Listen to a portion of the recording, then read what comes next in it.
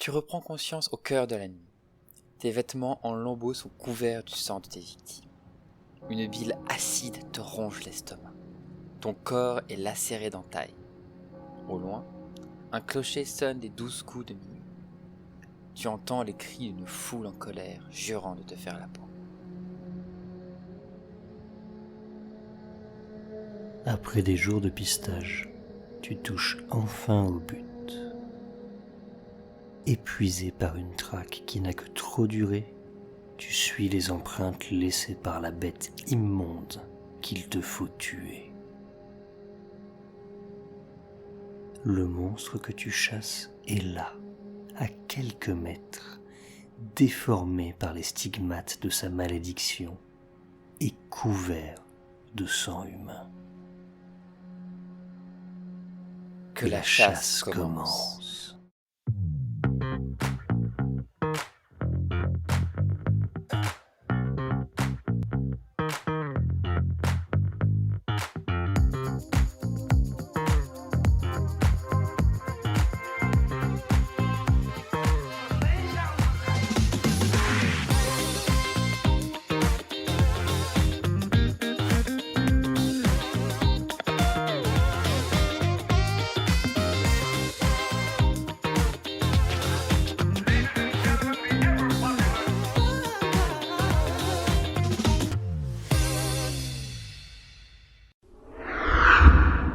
Bonjour, c'est Thomas, je suis en train de faire le montage et en fait on se rend compte qu'il y avait d'autres choses à dire parce que sur plusieurs points, donc on a eu des éléments supplémentaires, là, c'est pour ça que je fais cette interruption ici sur Anamnésis déjà, donc on a un petit errata entre guillemets, un addendum plutôt devrais-je dire, puisque Ptiquet qui est médecin nous raconte que dans son quotidien donc, de médecin, il utilise effectivement le terme d'anamnèse, qui est le terme pompeux pour dire histoire de la maladie.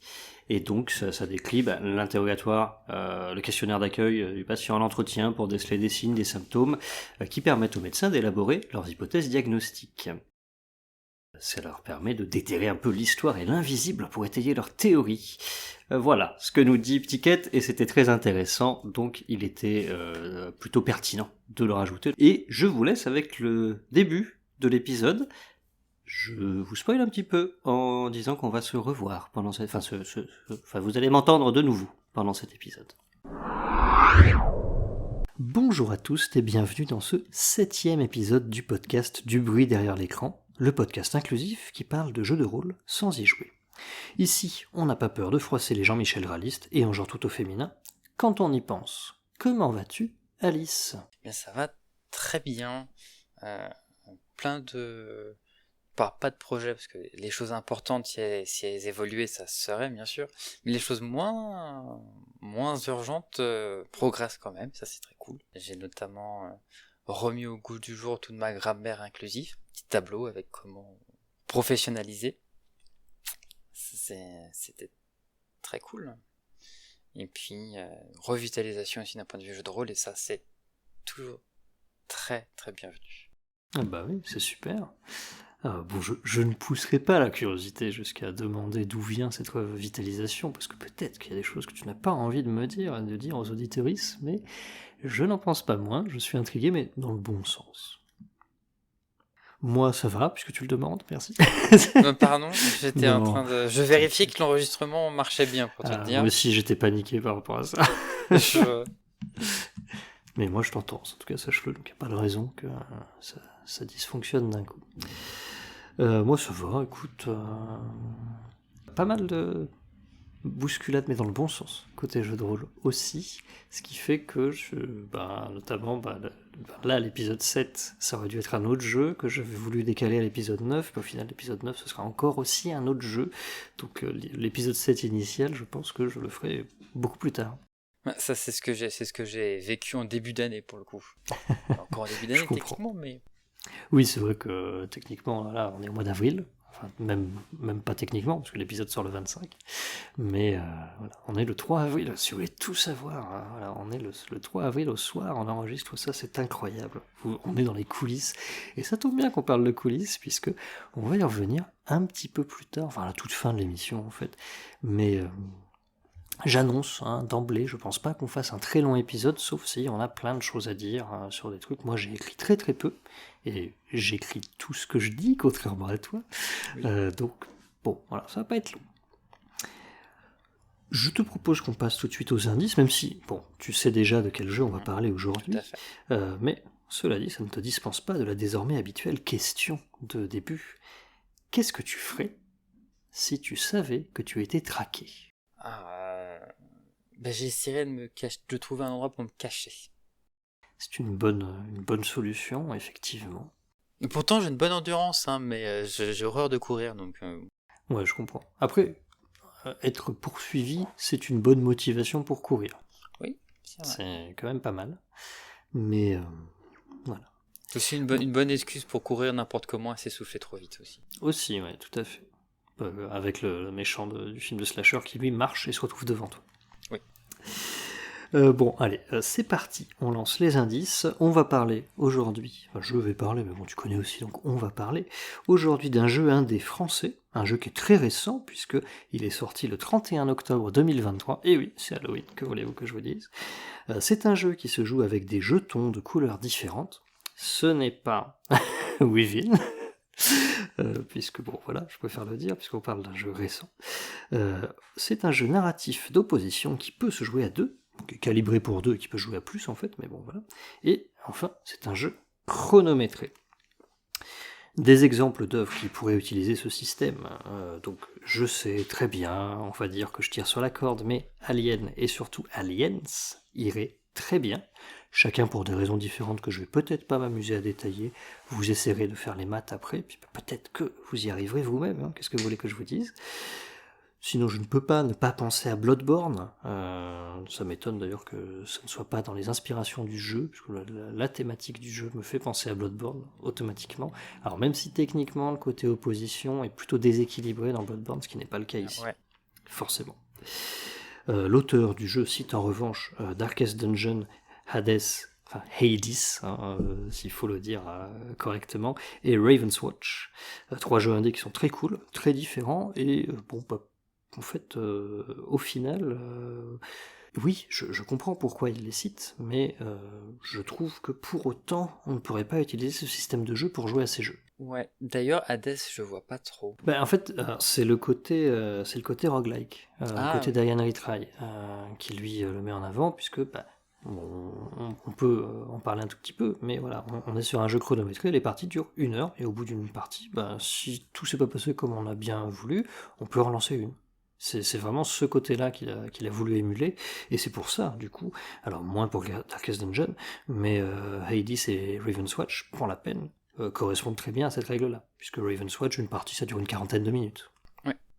Sauf si tu meurs comme une énorme merde dès le début, mais bon, c'est quand même peu probable. Je vais abréger l'absence de suspense, bien sûr, puisque nous savons toutes et tous que nous allons parler de Survivre au crépuscule, d'Enzo Cavalier, qui est également l'auteur de Polescar, le jeu de rôle d'expédition, et du futur Voltige, les Contes de la Mer Azur, dont le financement vient de se terminer, puisqu'il s'est arrêté le 24 avril, donc nous, au moment où on enregistre, bien sûr, on est au début du mois, donc tu vas me dire, non, il vient de démarrer, t'es bête, mais en fait, le moment où sort l'épisode, le jour où sort l'épisode, ça s'est arrêté hier.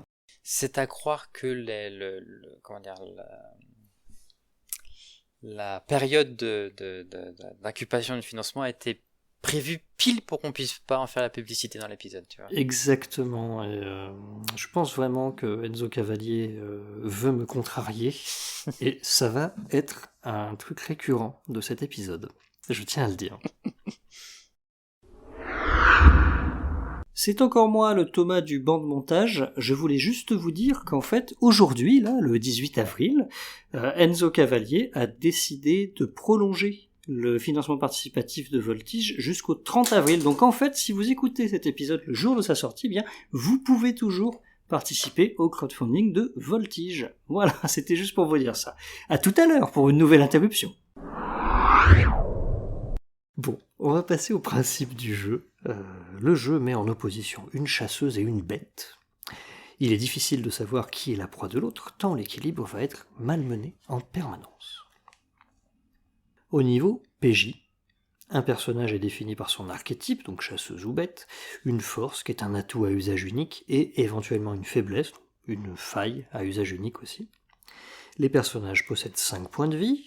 Je précise qu'on peut subir jusqu'à 3 points de blessure par attaque. Normalement moins, mais si ça se passe très mal, on peut prendre 3 points. Et ça va très très vite. Ça va très très vite, et chaque archétype a des actions qui lui est propre, et que je ne vais pas détailler. Je ne vais pas trop rentrer dans les détails aujourd'hui, contrairement à ce que j'avais fait la dernière fois sur Ten Candles, puisque là on est sur un tout petit jeu qui en plus coûte pas cher, mais j'y reviens après. Il n'y a pas de MJ dans ce jeu, la narration alterne entre les joueuses. Il y a des règles, bien sûr, par rapport à cette narration. Je vais très brièvement y revenir dessus un tout petit peu plus loin. Je ne vais pas détailler les règles, puisque le manuel de jeu fait 10 pages. Donc encore une fois, je ne peux pas vraiment trop rentrer dans le détail. L'intérêt, c'est quand même que le jeu soit acheté. Tu as des choses à dire pour l'instant, ou pas du tout ? Non. Ok. Alors, je continue. Le jeu ne requiert pas de préparation particulière. Il faut avoir des jetons de couleurs différentes, des sacs opaques, un par joueuse, un timer d'1 heure et de l'imagination. Autant dire, pas grand-chose, des choses qu'on a régulièrement, normalement. Surtout quand on pratique le jeu de rôle de manière générale. Oui, en général, ça va de pair. Oui.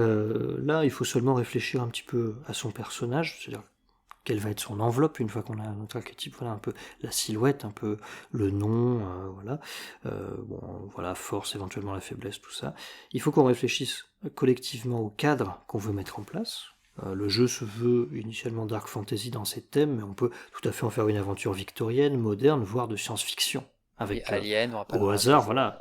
Alors, je lis quand même mon texte, c'est écrit entre parenthèses, avec un alien, tu m'as vu venir. Voilà. Écoute, là, je peux difficilement... je t'ai tellement vu venir que je t'ai devancé, tu vois. C'est ça, merci, vraiment, tu rends hommage à mon texte que tu n'as jamais lu. Donc, les principes de survivre au crépuscule, les principes généraux du jeu, déjà, il est recommandé, avant de commencer la partie, de lire le contrat de confiance. Je ne vais pas rentrer dans les détails, mais il invite au fair play et à la bienveillance, ce qui semble assez normal pour une expérience de versus à peu de participantes et surtout sans arbitre. Oui. Ensuite, on lit les textes propres à la chasseuse et à la bête. Bon, ces textes-là, vous les avez entendus en introduction, donc je ne vais pas m'épancher dessus. À la suite de quoi, on lance un timer de 60 minutes qui va nous servir de guide. À tour de rôle et en commençant par la chasseuse, chaque personnage va effectuer une action, en posant une question dont la réponse doit être fermée, donc il faut répondre par oui ou par non. Ensuite, la joueuse pioche un jeton dans son sac pour savoir si c'est un échec ou une réussite, et elle peut choisir de piocher un deuxième jeton pour altérer l'effet de son action. Donc, dans l'espoir d'augmenter une réussite, mais bon, on peut aussi tomber sur un échec et donc l'amoindrir, ou peut-être d'atténuer un échec, à moins qu'il ne soit d'autant plus retentissant. C'est ensuite au tour de l'autre joueuse d'effectuer une action, et ainsi de suite. Donc, un exemple tout bête, c'est, je suis les traces de la créature, est-ce que je parviens à arriver jusqu'à elle ? Et là, je pioche, si j'ai un succès, oui, et puis après, ça peut être oui, mais, oui, et... Ouais. On peut tirer des jetons spéciaux aussi, donc pour la chasseuse ce sont des jetons trac, pour la bête ce sont des jetons rage, qui ont des effets bien à eux. Alors, encore une fois, je ne vais pas rentrer dans le détail. C'est là le petit point. Je vous invite à acheter le jeu si vous tente, il est pas cher. 7 € le PDF, 10 € la version physique, 5 € le PDF du jeu de base si vraiment vous êtes très très fauché ou vous voulez pas prendre l'extension au début. C'est un petit peu le moment d'acheter le jeu s'il est bien. Enfin, il est cool ce jeu. J'aurais des choses à redire, mais il est cool. Il y a toujours de toute façon à redire, mais ça n'empêche que c'est quand même un très bon. Alors, moins que ce que tu penses. Enfin, j'ai plus de choses à redire que tu penses. Parce que j'ai joué dans ton dos. J'ai joué dans ton dos. Et oui, mais j'ai joué dans ton dos. Je vais y venir après. À plusieurs moments du timer, il y a différentes choses qui vont avoir lieu. Sachant d'ailleurs que en termes de timer, je me fais penser quand tu parlais d'aggraver un échec, une partie peut se finir très très très très prématurément, vite. Oui, tout à fait. Ça nous est arrivé. On en parlera si tu veux plus en détail, parce que je pense que là j'ai lu la moitié de mon texte, à peu près. Voilà, donc à plusieurs moments du timer, je disais, différentes choses vont avoir lieu. Ça peut être mécanique, comme se rajouter un jeton spécial dans son sac, ou ça peut être un événement important mais neutre, comme, et je cite le manuel pour la peine, l'effondrement du pont sur lequel se trouvent les personnages. Quand le timer est arrivé à la fin, on résout l'action en cours et on fait un épilogue pour clore cet affrontement. Et, comme je le disais tout à l'heure, comme le jeu s'inspire des roguelites et des die and retry, on est libre de recommencer une session, puisqu'une heure de jeu, c'est vraiment pas énorme. Le jeu se joue de 2 à 4 joueuses avec une mécanique d'équilibrage c'est quand on se retrouve à 3, puisqu'il y a forcément un rôle qui va être déséquilibré à ce moment-là, puisque en fait il y a une compensation, donc il y a un jeton réussite en plus et une force en plus, si je dis pas de bêtises aussi. À moins d'être dans un cas, et je me souviens plus si c'est le cas pour les extensions, parce que du coup moi j'ai pas passé J'en les ai pas extensions. encore parlé de l'extension, Voilà. c'est mon paragraphe suivant. Mais après ça on pourrait s'imaginer un cas à 3 joueuses où il n'y a pas besoin d'équilibrage si les Oui. 3 rôles sont indépendants pour le coup. Que chacun joue pour sa pomme. Pour la peine, tous les rôles c'est indépendant, l'équilibrage c'est vraiment plutôt pour le jeu de base, donc chasseuse-bête. S'il y a 2 chasseuses et une bête, la bête a une réussite en plus, s'il y a 2 bêtes et une chasseuse, la chasseuse a un succès en plus dans son sac. Donc paragraphe suivant, une extension ou des extensions. Il faut noter que le jeu possède une extension qui rajoute 3 personnages, 3 archétypes, donc le roi, l'occultiste et la sorcière. J'ai laissé le roi au masculin, hein. C'est fait exprès, parce que la reine, je sais pas, j'étais pas fan. Il y avait quelque chose qui me gênait. Tu vois. Je sais pas, mais voilà. Le roi, donc c'est une variante de la chasseuse qui a des gardes mais peu de points. Alors quand je dis une variante, c'est dans le sens où voilà, son objectif c'est plus ou moins l'élimination de la bête. Alors techniquement son objectif c'est de survivre. Et l'objectif de la bête aussi, c'est de survivre. Donc tu mets un roi et une bête, ils peuvent très bien dire, on ne se tape pas, on attend pendant 1 heure, mais c'est pas très intéressant. Je pense qu'à un moment, s'il n'y a pas de chasseuse, l'objectif du roi, c'est quand même de se dire, allez, je protège mon royaume. C'est en ce sens-là que je dis que c'est une variante de la chasseuse. Donc le roi a des gardes, mais n'a que 2 points de vie. L'occultiste, c'est plutôt une variante de la bête qui a des pouvoirs magiques. Son objectif, c'est de tuer tout le monde, donc voilà, hein, c'est pas compliqué. Mais, par contre, la sorcière rajoute vraiment une toute nouvelle menace, qui est pour tout le monde, puisqu'elle gagne si elle obtient suffisamment de points d'influence. J'ai d'ailleurs, je tiens à le dire, eu la surprise de trouver la feuille de la sorcière dans mon édition physique. C'était un feuillet volant qui était rajouté, l'édition physique n'inclut pas l'extension, j'ai le jeu de base, et dedans, du coup, j'ai une petite feuille imprimée sur du papier glacé, de fort bonne qualité, soit dit en passant, avec la fiche de la sorcière. C'était plutôt cool, j'ai découvert ça, c'est sympa. Sur le itch.io du jeu, j'ai trouvé qu'il y avait un 4e archétype de personnage supplémentaire, qui est la mage. Archétype officiel, je précise. La mage est assez libre dans le sens où elle peut se mesurer autant à la chasseuse qu'à la bête, son but étant, je cite, de vaincre ou soumettre son adversaire. Il n'est pas impossible que de nouveaux archétypes voient le jour, même si la mage, je crois que la mage est sortie, si je ne dis pas de bêtises, j'ai pas noté la date, quand j'ai écrit mon texte, c'était début mars, j'ai écrit mon texte début mars, donc la mage est sortie début janvier, et depuis il n'y a rien eu, donc ça viendra peut-être plutôt de la communauté, mais on peut espérer qu'il y ait de nouveaux archétypes qui voient le jour malgré tout pour le jeu. Bon, sachant qu'il peut très bien avoir des choses qui naissent de la communauté, qui ensuite s'officialisent, bien sûr. Alors, oui, mais je mets un bémol sur ce que tu dis, je vais développer sous peu, malheureusement. Pourquoi le jeu est bien? Ou pas bien? Ou les deux? On est peut-être dans ce cas-là. Donc, le système du jeu est simple. C'est simple, moi, à part Fate, j'ai pas vu plus concis. Le manuel fait 10 pages, fiche d'archétype inclus. Et bon, il y a une petite variante par rapport à Fate, puisque initialement, on a les mêmes probabilités qu'à Fate. Donc, une chance sur 3 d'avoir un succès, une chance sur 3 d'avoir un échec, une chance sur 3 d'avoir rien. Bon, là, en l'occurrence, un jeton spécial. Mais une fois qu'on a pioché un jeton, les probabilités changent. Donc, il y a vraiment une plus-value par rapport au système Fate. Bref, je ne vais pas rentrer dans le détail du système, c'est pas vraiment le moment. Rendez-vous pour l'épisode sur Fate. Oula. Alors, éventuellement. Mais alors, vraiment pas tout de suite, à mon avis. Il y a une thématique, celle de l'affrontement, qui est rarement exploitée, donc ça c'est assez cool. Je connais aucun jeu de rôle en versus vraiment à ce niveau-là, quoi. Tu vois ce que je veux dire? Non. Alors, quelques trucs mais c'est pas vraiment du verre. Ouais, c'est compliqué. À part quand tu as envie de passer un mauvais moment et que tu vis les jeux de rôle traditionnels comme Donge, par exemple, comme une opposition entre les joueurs et le MJ, et Ouais, l'IMJ, du coup. quand t'as un MJ de merde qui n'a rien Voilà, compris à l'esprit du jeu, oui, c'est tout à ça. fait. Ça, effectivement. Mais bon. Là, le côté 1v1 en narratif, quoi, c'est plutôt cool, quoi. Enfin, moi, je trouve ça très sympa. Le côté littéraire, justement, est assez marqué. Enfin, moi, j'aime bien. C'est bête, ça me rappelle un peu les forums roleplay où tu vois, tu fais pas juste ton action, non, tu te prends 1, 2 minutes, 3 minutes, 5 minutes pour décrire ton action, des éléments, tu vois. J'aime bien ce côté-là, ça me rappelle un peu les forums RP. Moi, c'est fou parce que moi qui ai un rapport un peu particulier, enfin un peu particulier, pas si exceptionnel que ça, mais qui a un rapport au jeu de rôle, bon, qui est ce qu'il est, c'est-à-dire que j'ai pratiqué à peu près tous les styles de médias plus que le jeu de rôle. Mhm. À chaque fois, du coup, le jeu de rôle a tendance à me ramener ailleurs.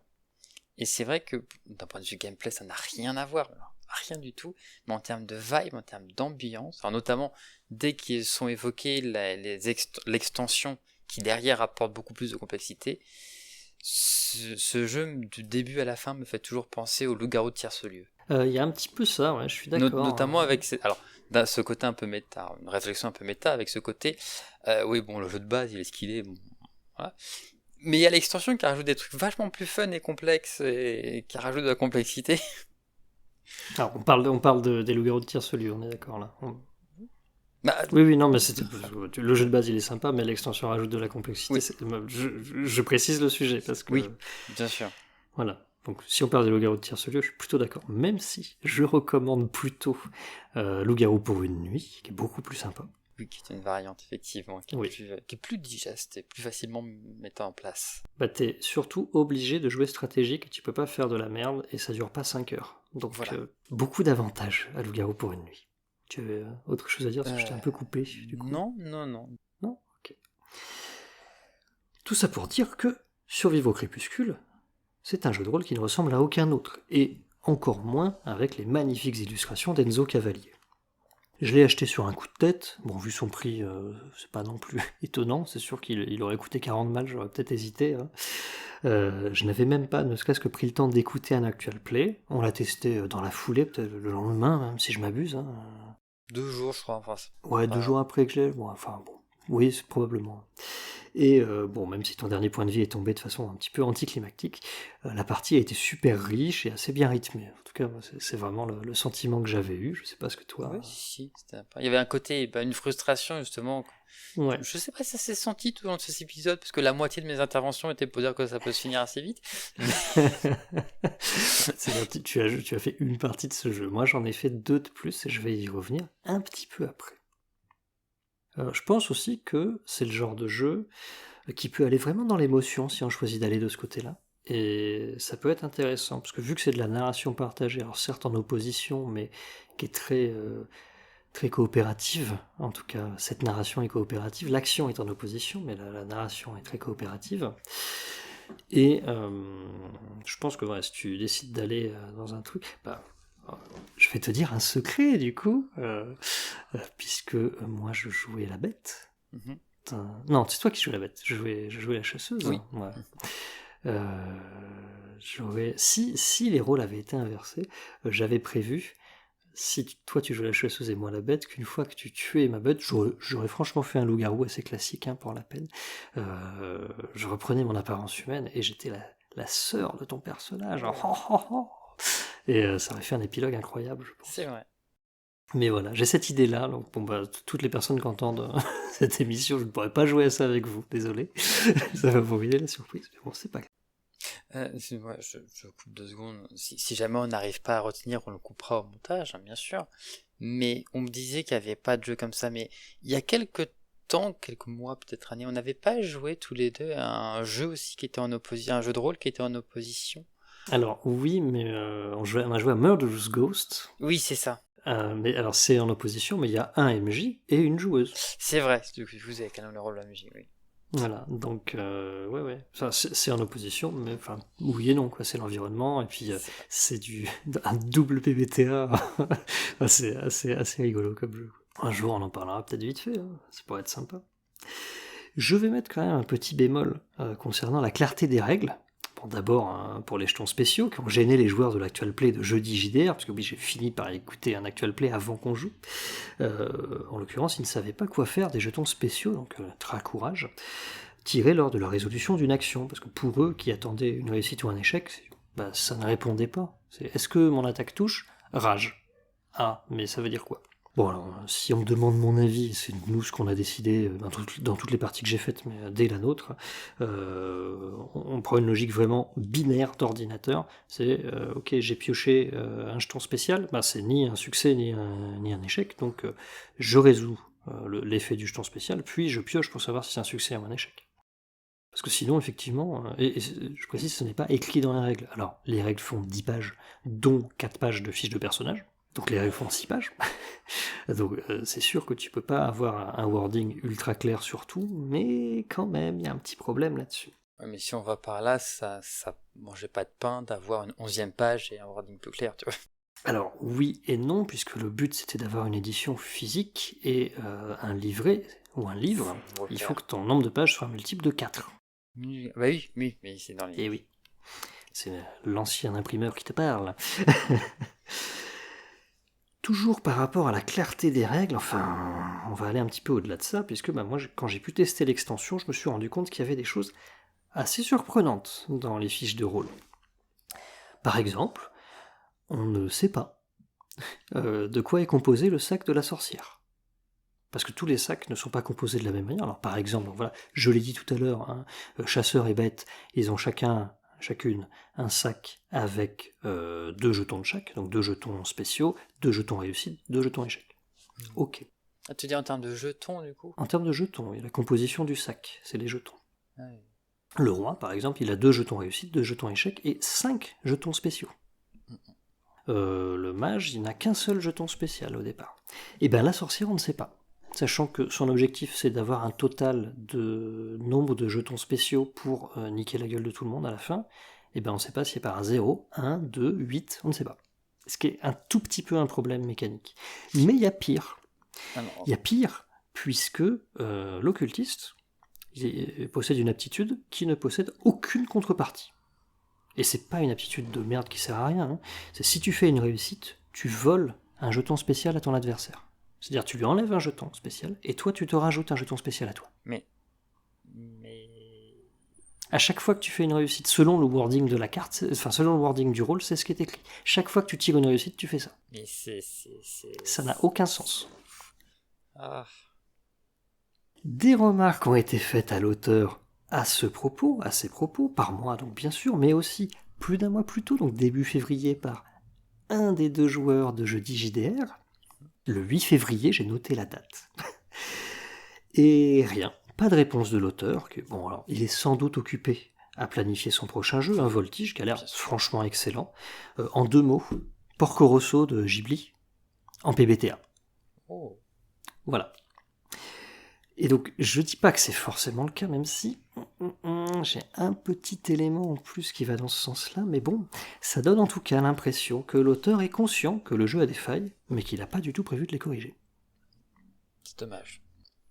C'est d'autant plus dommage que, en début de semaine, alors j'ai plus la date précise, mais bon, il y a moins d'une semaine, là, Enzo Cavalier, sur son Discord, sur lequel je suis, pour poser mes questions, ça me semblait être le plus simple. Je lui ai d'abord envoyé un mail, et après je suis allé sur le Discord pour poser mes questions. Je n'ai eu aucune réponse, ni au mail, ni à ça. Bon. Enzo Cavalier a dit « Oui, je prépare une vidéo FAQ, donc si vous avez des questions sur Polescar ou sur Voltige, vous pouvez me les poser. » Oui, effectivement, c'est Alors, flagrant. l'omission de Survivre au crépuscule, je la trouve quand même un petit peu surprenante, on ne va pas se mentir. Bon, après, Survivre au crépuscule n'est pas un jeu qui a un univers, contrairement à Polescar et à Voltige, donc je peux le comprendre, dans une certaine mesure. Mais, tu vois, bout à bout, ça laisse un faisceau d'indices qui laisse à penser que, peut-être ce jeu... c'était sympa pour passer le temps, mais qu'il a trouvé un meilleur projet auquel s'accrocher. Et je pense sincèrement que Voltige va être un super jeu. Attention, je suis pas en train de dire qu'Enzo Cavalier est nul, pas du tout. Polescar avait l'air d'être un excellent jeu, en tout cas sa DA défonçait tout. Et Voltige a l'air excellentissime. Je trouve un peu cher sur le financement, mais à mon avis ça vaut le prix. Donc Voilà, Enzo, si tu nous écoutes, no hard feelings, mais on parle de survivre au crépuscule, et en l'occurrence, là, tu as un petit peu abandonné ton bébé. C'est encore moi, le Thomas du banc de montage. Je me permets de faire une nouvelle interruption dans cet épisode, mais je l'avais annoncé en introduction, pour dire que j'ai été peut-être un petit peu dur avec Enzo Cavalier. Il y a eu du nouveau entre-temps. Notamment, comme je disais, il a préparé une vidéo FAQ. Elle est sortie. Je l'ai pas écoutée tout de suite. Il y a d'abord eu un compte-rendu de cette vidéo FAQ où il disait que il voulait savoir si le public avait envie d'un suivi de gamme sur Polescar ou sur Voltige, en ne mentionnant donc pas Survivre au crépuscule, ce qui m'avait un petit peu alerté quand même. Mais après avoir, moi, écouté la vidéo FAQ, donc des éditions dérivantes, j'ai compris qu'en fait, Enzo Cavalier, c'est quelqu'un qui fait énormément de projets. Énormément, parce que avant Voltige, son jeu en financement participatif, là dont je viens de parler à mon mois du passé, et d'ailleurs, je tiens à dire que j'ai participé au crowdfunding de Voltige, finalement, donc vous voyez que je n'ai vraiment rien du tout, ni contre Enzo Cavalier, ni contre les éditions dérivantes, mais bon, voilà. Avant Voltige, donc peut-être après Survivre au crépuscule, je ne sais pas, mais il avait déjà lancé le projet d'un autre jeu qui s'appelle Akoba, je vais vraiment pas rentrer dans les détails, mais en fait, ce projet-là, il l'a mis en pause pour faire de la place pour Voltige. Et donc je pense que s'il n'y a pas eu de suivi sur les questions, sur les problèmes, les interrogations qu'on pouvait rencontrer en jouant à Survivre au crépuscule, c'est simplement parce que il était effectivement occupé à Voltige, et maintenant je pense qu'il va être occupé à Akoba, maintenant que le financement de Voltige est terminé. Mais voilà, ce qui est quand même dommage, malgré tout, ça je ne peux pas revenir là-dessus, c'est que il n'est pas, ne serait-ce que dit, répondu aux questions, aux miennes et à celles du... je ne sais plus son nom, celui de Jeudi JDR, j'ai oublié le nom, désolé si tu m'écoutes. De ne pas nous avoir dit, je prends compte de vos remarques, de vos questions, là je ne suis plus du tout dans le mood Survivre au crépuscule, parce que je fais d'autres choses, mais j'y répondrai en temps et en heure. C'est un peu dommage de ne pas avoir fait ça, mais c'est pas grave, je veux dire, on comprend, il est au moins sur 2 projets en même temps, donc voilà, c'est pas forcément évident de revenir et dire « Ah bah oui, là il y a une énorme faille de game design, comment je vais faire, faut que je réfléchisse, faut que je rééquilibre tout, ça peut demander du temps », c'est quand même dommage de ne pas nous le dire. Voilà, je vous laisse avec la suite de l'épisode, c'est tout pour moi, le Thomas du montage du futur, bisous. Est-ce que tu as des questions, des remarques par rapport au jeu en général ou par rapport à ce que je viens de dire ? Non, du coup, ça a été fait au fil de l'eau tout au long de l'épisode. Et j'ai rien de plus à rajouter, je pense. Ouais. Ok. Ouais. Est-ce que, malgré ces petits bémols, donc qu'il va falloir que je règle moi, en tout cas pour les parties auxquelles je joue, parce que c'est pas possible, ça t'a donné envie d'y rejouer ? Oui, avec les personnages de l'extension notamment. Ça, faut les rééquilibrer un tout petit peu. Oui. Il faut fixer le sac de la sorcière, mais voilà. En tout cas, moi donc j'ai testé le jeu à 3, le jeu de base à 3, c'était très cool, et l'extension aussi à 3, et c'était vraiment fun, même si du coup on est tombé sur des petites questions comme ça, et du coup on n'a pas testé le roi, on n'a pas testé le mage, enfin la mage, je ne sais pas s'il n'y a pas des grosses erreurs aussi comme ça, on a vu les choses au fur et à mesure, on s'est dit oui, c'était au fil de l'eau quoi. Exactement. Je vais d'abord te laisser teaser ton épisode du mois prochain. Si tu as un teaser, bien sûr, de prévu. Oui. Non, parce que le mois prochain, c'est important, on va pas interpréter n'importe qui, on va interpréter des personnages qui sauvent le monde. Alors que c'est clairement pas à elle de le faire. Le mois prochain, il sera lumineux, enfin, la plupart du temps. Le mois prochain, c'est mon anniversaire, donc je vais faire un jeu auquel j'ai une très très grande affection. Le mois prochain, on retourne aux sources, enfin aux miennes de sources en tous les cas. Cool. Ça donne très envie. Je vous rappelle que nous sommes sur Discord, vous l'avez en description, nous sommes aussi sur Twitter, @bruitécran_pod.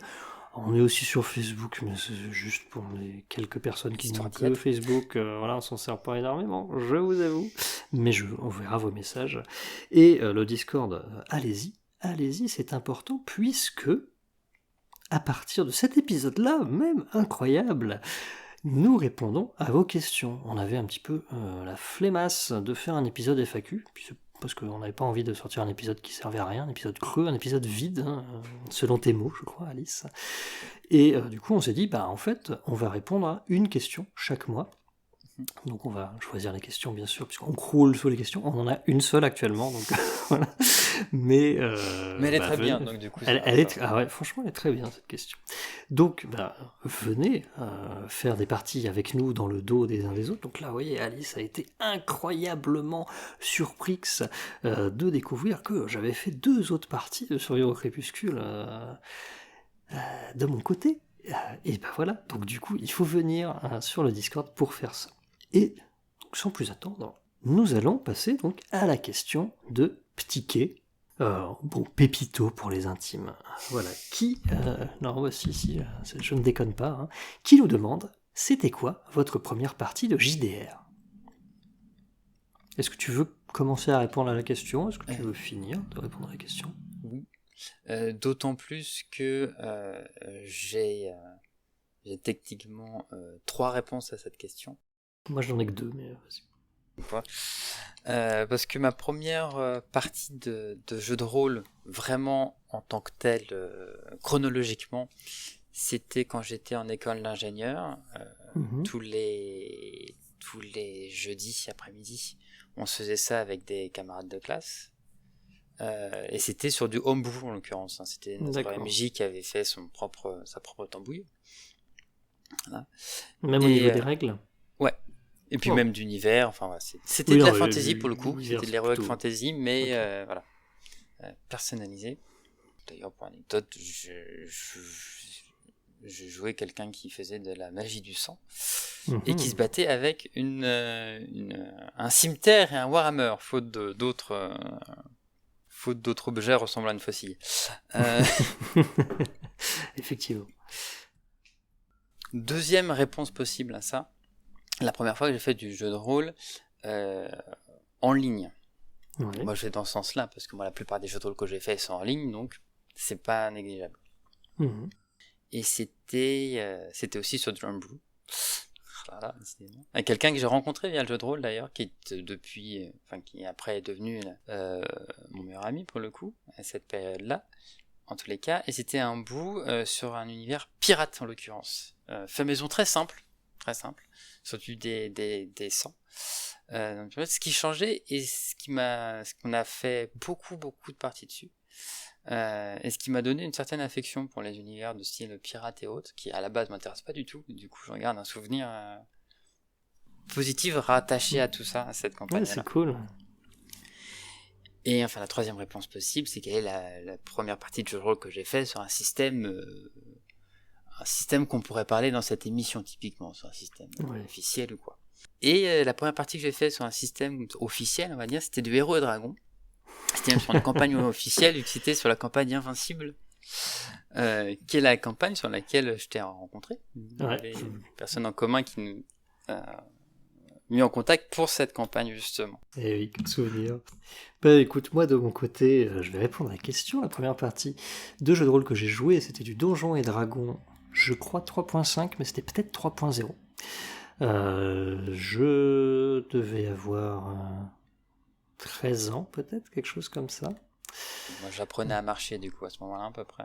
Ouais, dans ces eaux-là. Ouais. Et voilà, je me rappelle, en fait, c'était pendant les grandes vacances, j'étais chez un de mes meilleurs amis, donc Pierre, si jamais tu nous écoutes, oui, bien sûr que je pense à toi. J'avais joué un prêtre du dieu de la mort qui se battait avec une faux. Voilà, il y a une thématique, on dirait. Et ouais, voilà, c'était l'occasion d'une séance, puisque j'étais en vacances chez cet ami, et voilà, je suis resté 2 semaines, quoi, donc je les ai rejoints pour leur partie, et j'ai découvert le jeu de rôle, et voilà. Et c'était sympa, j'y suis resté, on va dire, par la suite. Moi, j'avais une image du jeu de rôle un petit peu particulière, non pas spécialement influencée par Mireille Dumas, mais juste je me disais, bah oui, faut que tu jettes les dés pour tout, donc pour se déplacer, tu vois, je voyais ça comme un jeu de plateau, tu te déplaçais en jetant un dé, donc voilà, c'était un peu marrant. Et la première partie que j'ai masterisée, c'était un fiasco total, mais bon, pour de très bonnes raisons. C'était quelque chose comme 1 an après, parce que ça m'a plu, j'ai demandé les manuels à mon anniversaire, j'ai lu tous les manuels de Donge 3.5, là c'était 3.5 c'est sûr, donc je pense que ça devait être 3.5 aussi quand j'ai été joueur. Et j'ai fait un one-shot nul à chier, mal écrit, tout était nul, hein.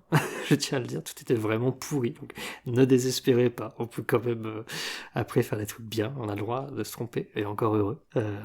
Donc un one-shot pourri. Il faut d'ailleurs pour apprendre de toute façon. Ah bah il faut pas avoir peur de se tromper, et il faut accepter ses erreurs, et pas chercher à les effacer à tout prix aussi, ça, c'est un peu bête. Donc un one-shot pourri pour 3 joueurs qui clairement n'étaient pas intéressés. Et je peux les comprendre, il n'y a pas de souci.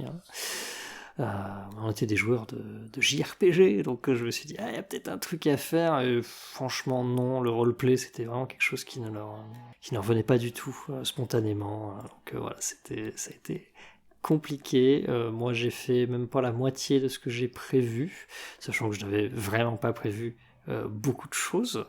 J'aurais été en impro très vite et je n'aurais pas su le gérer à l'époque. Et voilà, j'ai envie de dire, je pense pas avoir besoin d'épiloguer plus que ça. C'est une expérience que je raconte en rigolant pour les personnes qui veulent se lancer en tant que MJ. Je dis que tu ne pourras jamais faire pire que ma première partie. Et en général, j'ai raison. Et ça met les gens à l'aise une fois que j'ai raconté ça. Donc, lancez-vous, faites du jeu de rôle. Vous ne pourrez probablement pas faire pire que la première fois que j'ai masterisé pour mes potes qui n'en avaient rien à faire. Surtout qu'en plus, du coup, j'ai une petite transition face à ça, parce que, du coup, vu que tu as parlé d'être MJ, j'ai une quatrième réponse. Ah, ça va encore te relier à moi, je vais rougir. Voilà, la première fois que j'ai été MJ, c'était un one-shot de Cthulhu Dark, qui avait été écrit par toi et qui s'est très bien passé, parce qu'il se trouve que c'était un scénario qui était très bien écrit, donc du coup, ça a aidé. Eh oui. Que j'ai fait jouer d'ailleurs 2 fois. Et que j'ai joué après en joueuse. Ah oui, c'est vrai. Ce qui est très particulier d'ailleurs, de faire d'abord MJ sur un scénario 2 fois, puis après le jouer. J'avoue, ça va être un peu surtout sur Cthulhu Dark, quoi. Oui, bon après, justement, tu peux jouer l'agent infiltré. C'est ça. Bon, voilà, je pense que on peut clore cet épisode qui est le record de l'épisode le plus court, je pense, une fois que le montage sera fini, quoique il était pas très long, l'épisode sur Space Horror Stories, il faut l'avoir. En tout cas, souvenez-vous que derrière l'écran, personne ne vous entendra crier, quand bien même vous seriez pourchassé par une bête qui en a après vos os et votre âme. Agro. On vous laisse avec un mash-up de 2 musiques, la première qui symbolise la bête et la seconde qui symbolise la chasseuse. Bisous bisous, agrou.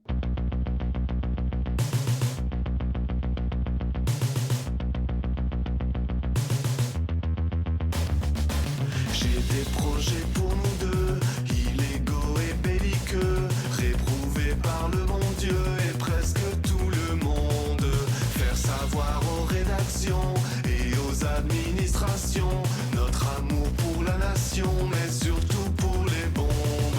Non pas que je sois révolté, je veux juste tout niquer, dans la joie et la gaieté, que la mort soit féconde.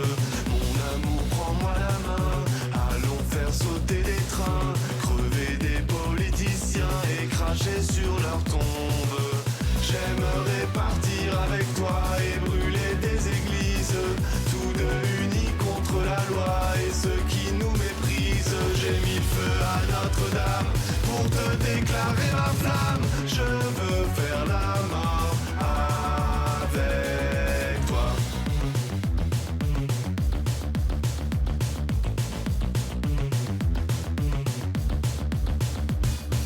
J'ai des idées romantiques consistant à faire aux flics des choses que le grand public qualifierait d'infâmes. Des idées à en découdre, tu mettrais le feu aux poudres en mettant les coups de foudre